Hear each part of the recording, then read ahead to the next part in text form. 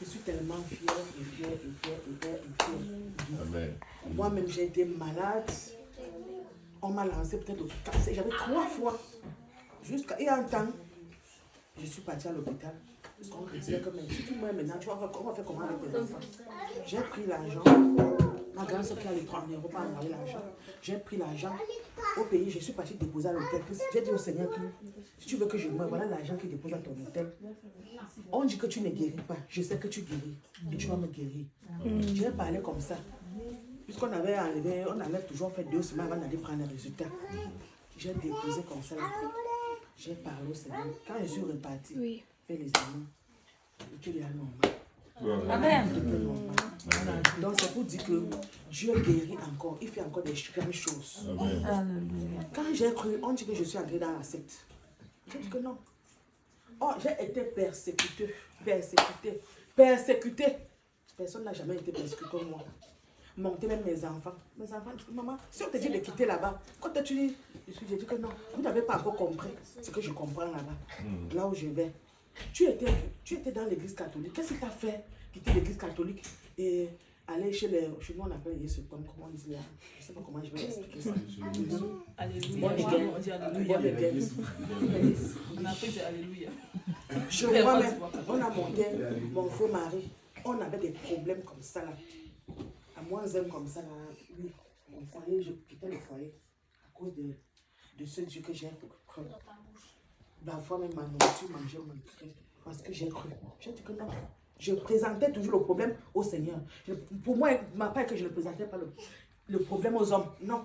Je présentais le problème au Seigneur. Ma famille même.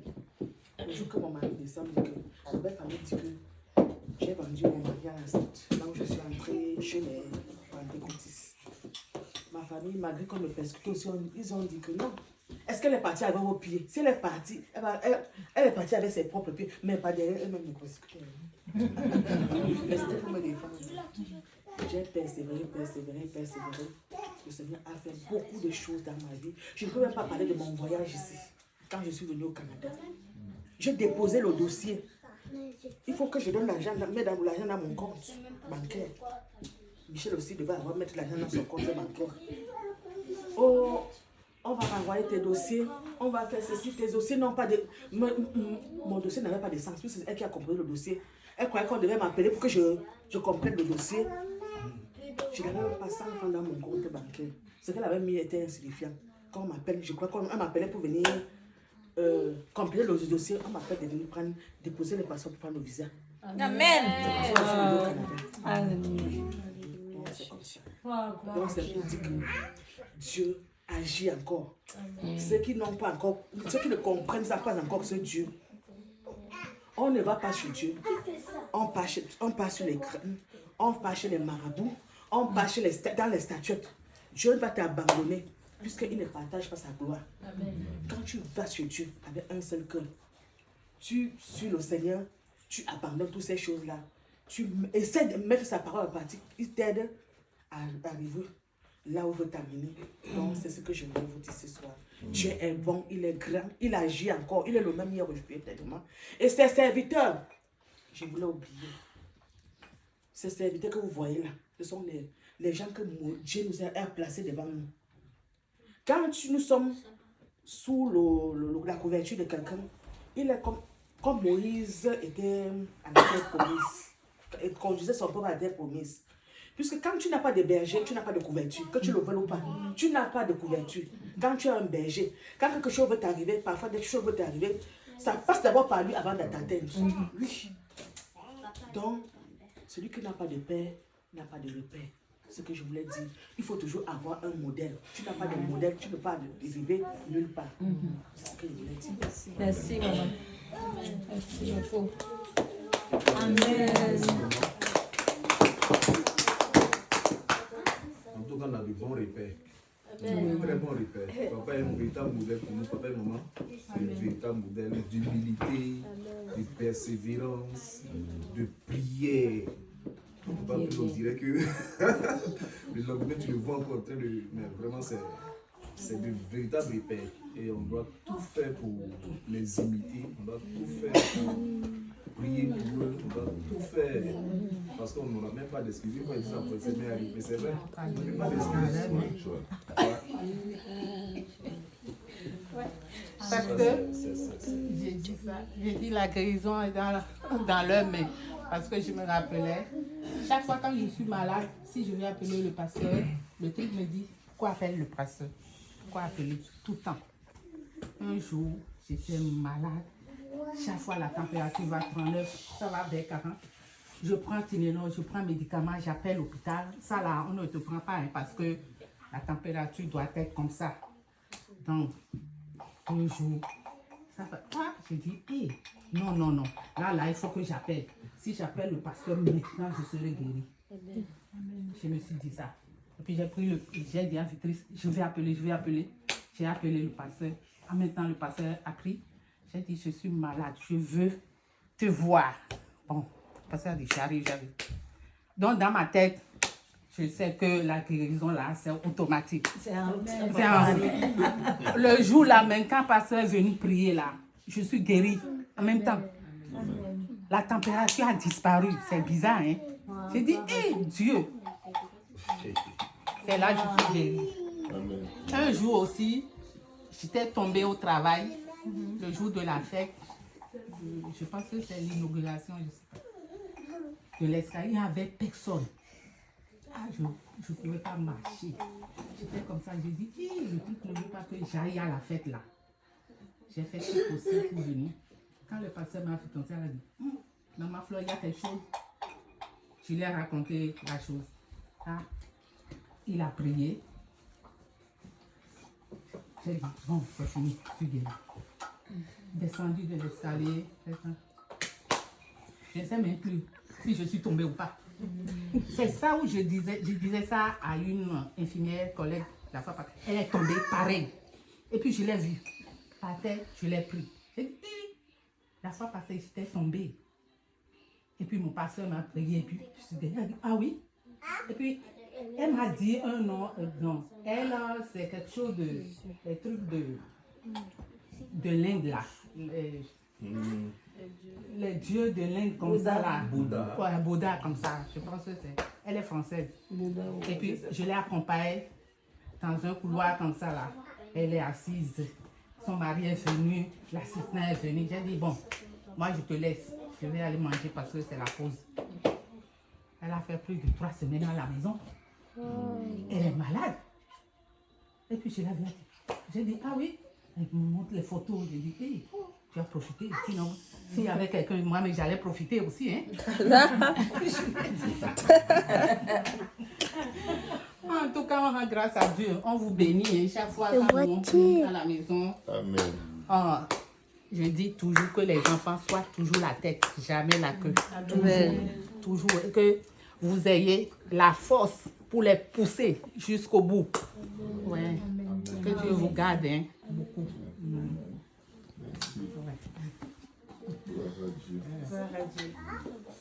Parmi les amis de Michel, c'est ses proches. Elle a dit à ses proches là. C'est CP.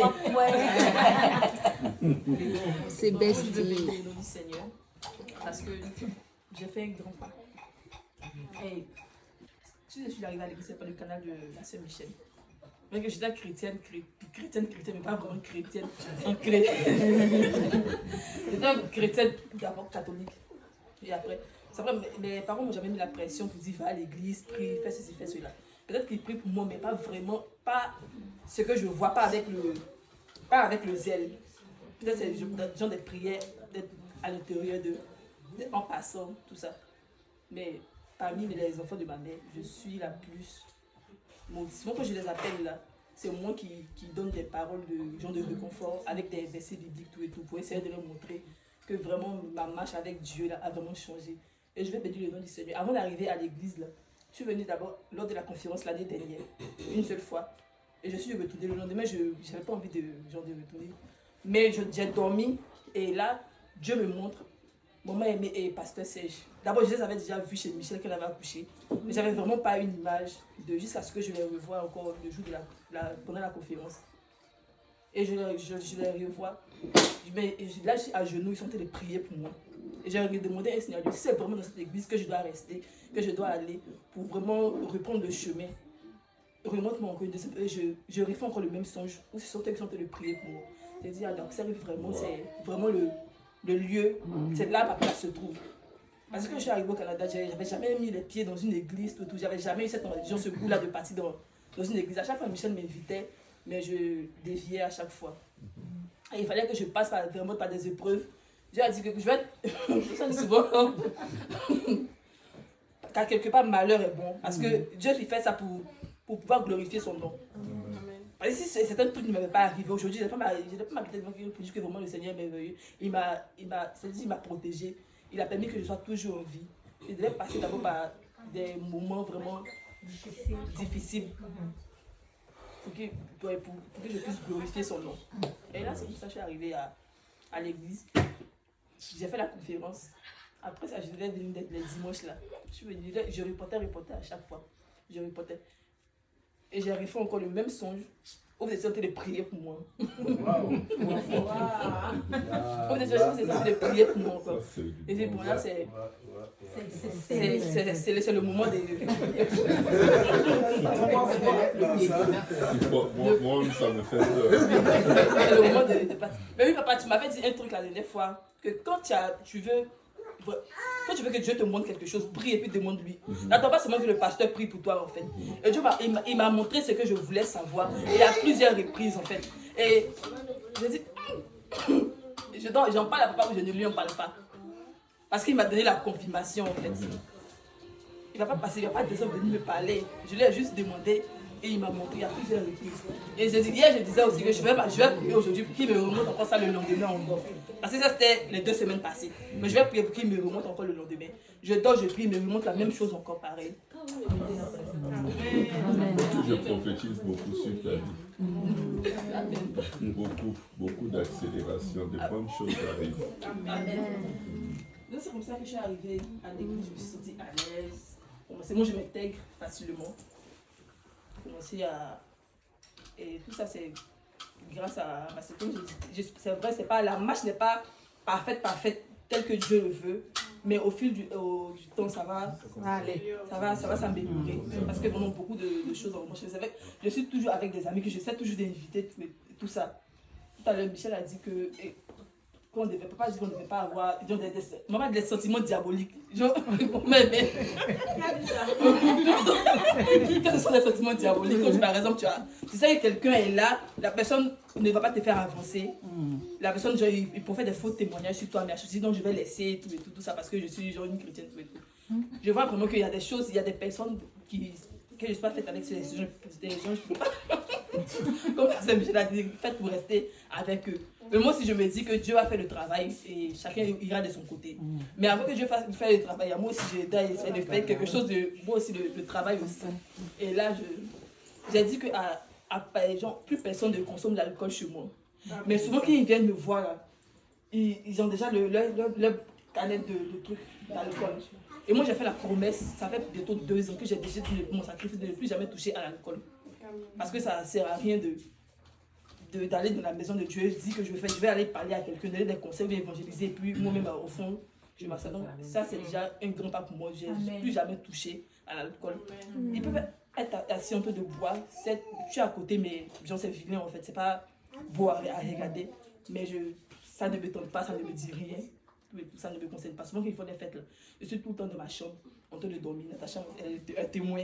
Je les laisse en train de dormir.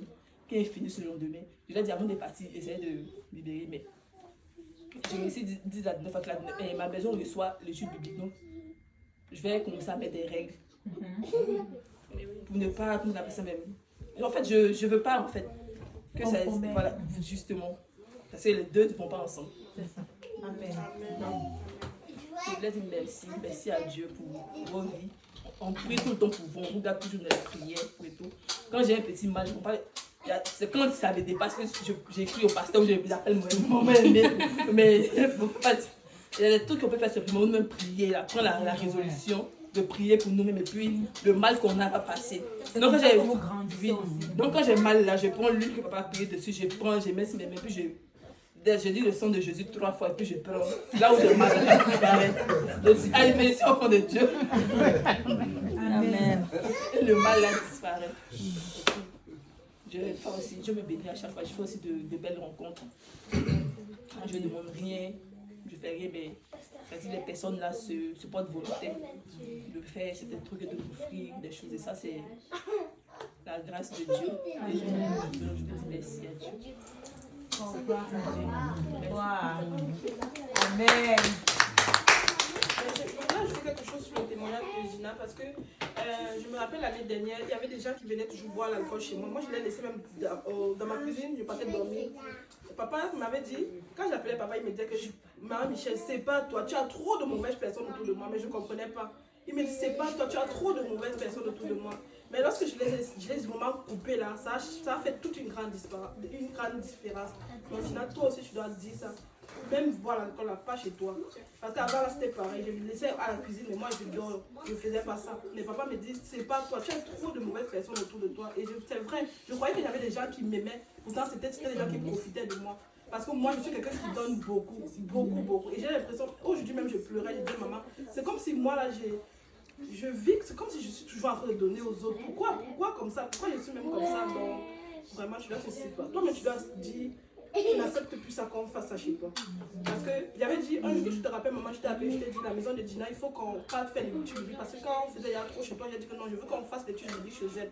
Parce que quand tu vas faire chez elle, ça permet que chez elle, il n'y a pas n'importe quel genre de personne qui entre chez elle. Tu te rappelles, je t'avais dit ça une fois. Donc je rends grâce à Dieu que toi-même tu as donné ce témoignage, que tu as parlé de ça. Amen. Gloire à Dieu. Maman Natacha, on attend ta voix.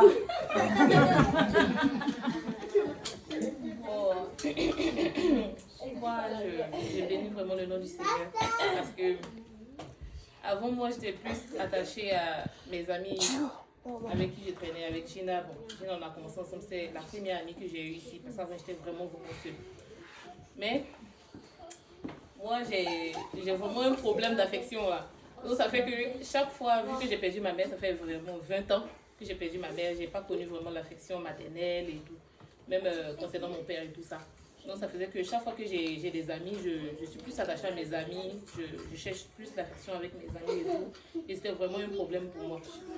Donc quand j'ai rencontré Gina, par le biais de Gina, j'ai rencontré d'autres personnes, mais on ne faisait pas vraiment des choses genre chrétiennes, mais c'était juste plus pour le monde. Et quand elle a commencé à aller à l'église, elle m'a dit, ah, viens, on va partir à l'église. J'ai dit, non, laisse-moi, il faut me laisser. Moi je prie, mais il faut me laisser dans ton affaire là. Il faut me laisser. Donc, comme ça, elle m'a invité un jour à la conférence des femmes. C'était ma première fois. Je suis allée à la conférence. On a passé une belle journée. Et après ça, ils m'ont dit, ah, viens, on va aller à l'église. Je lui ai dit, laisse-moi, quand mon temps va sonner là. Moi, je vais partir à l'église. Tu n'auras même pas besoin de m'appeler. Et puis, je vais y aller. Donc, on était là jusqu'à... Il fallait que je traverse des moments difficiles en début d'année, de cette année-là. Des moments vraiment difficiles. Il fallait que Dieu lui-même me prouve, me montre vraiment que les relations avec les hommes là, c'est pas vraiment la relation saine. Et c'est comme ça que j'ai rencontré des problèmes. Et puis elle-même, je l'ai appelée, je lui ai dit, bon, un dimanche, viens me chercher. Elle dit, t'es sûre? J'ai dit, oui, viens me chercher. Moi, je vais aller à l'église. Parce que moi, je veux vraiment connaître le véritable amour. Pas l'amour des hommes là. Je suis fatiguée de ça parce qu'il y a trop de déceptions. Donc, viens me chercher, moi, je vais aller à l'église et tout. Donc c'est comme ça que j'ai commencé à aller à l'église. Et avec elle, vraiment, j'ai fait beaucoup de choses. J'ai vraiment découvert le véritable amour avec vous. Amen. Parce que chaque fois que j'arrive à l'église, on me prend dans les bras. Je ne connais pas ça. Je ne connais pas. Chaque fois, j'ai cherché ça, mais je n'avais pas ces gens de chaleur humaine là. Donc, à force de vous côtoyer, et avec la prière, avec les enseignements de papa et toutes choses, j'ai compris que la vie chrétienne, c'est pas d'attendre qu'un homme de Dieu chaque fois t'impose la main, parce que moi j'ai connu ça, c'est ce que j'ai connu dans le passé. C'est pas ça, c'est avec les enseignements que toi-même tu commences à avoir la maturité, tu commences à te forger, tu commences à découvrir des choses et franchement je bénis le nom de Dieu pour cette famille que vous êtes là. Parce que vous m'avez, aujourd'hui grâce à tout ce que je vis là, je ne connais pas la solitude. Amen. Même quand je dors seule dans ma maison, je m'en fous carrément. Avant j'étais là, je pleurais dans mon lit, j'ai dit mais Seigneur, je suis la seule personne qui fait les mauvaises choses sur la terre, ou bien c'est quoi? C'est moi qui crucifie Jésus. Je ne comprends pas. Mais aujourd'hui, là, je peux dire que je suis tranquille. J'ai la paix. J'ai la paix que je recherchais et je bénis le nom de Dieu pour vos vies. Franchement, c'est un peu ça. C'est grâce à tout ça, j'ai connu l'amour avec vous. Et je suis vraiment heureuse là où je suis là. Amen. Avec mes soeurs aussi, ils m'ont beaucoup encouragé. Michel, tout le temps, elle demandait, Gina m'appelait, elle dit, ah, mais Michel demande, tu viens à l'église quand? Et dit, laisse-moi. Tu vas m'appeler là, je vais me dire, est-ce que tu auras besoin de me dire, on va partir? Mais aujourd'hui, je suis heureuse parce que on s'est connus dans le monde. Aujourd'hui, on continue notre marche avec Christ. Amen. Amen. Maman Sandrine. Voilà.